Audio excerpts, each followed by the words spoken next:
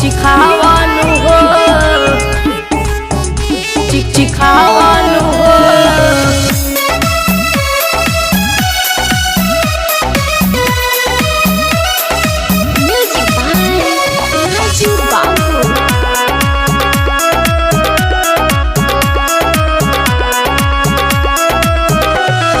ताजा ताजा पाकल हमरे आम बाटे हो, लागल दुकाने पजाम बाटे हो, जाम बाटे हो।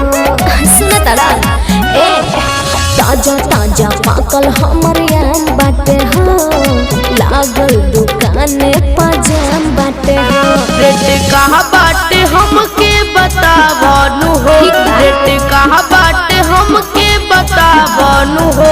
बाटे खहटा की मीठा सिखावनु हो, बाटे खहटा की मीठा सिखावनु हो। अरे मीठा बा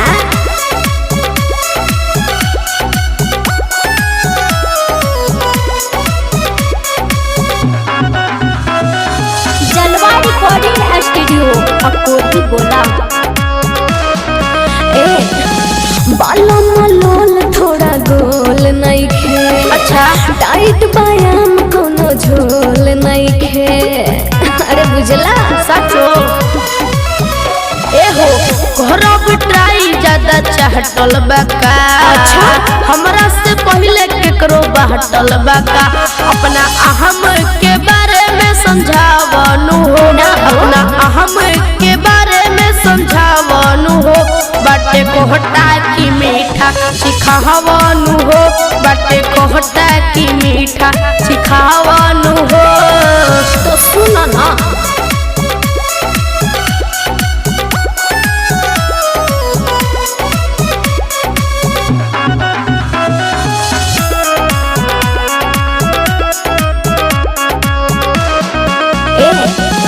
सौसी तिवारी विशाल बाबू, छुआ न चीज रख मन पकाबू। अरे का कोइल बाड़ा एहो हमरे से बहनी करना फा होई, जल्दी से तौला लेके दाफा होई। मीठा बतिया में नहीं भरमावनु हो, मीठा बतिया में नहीं भरमावनु हो। बाटे खहटा की मीठा सिखावनु हो, बाटे खहटा की मीठा सिखावनु हो। अरे तल्ला ना है चिखना।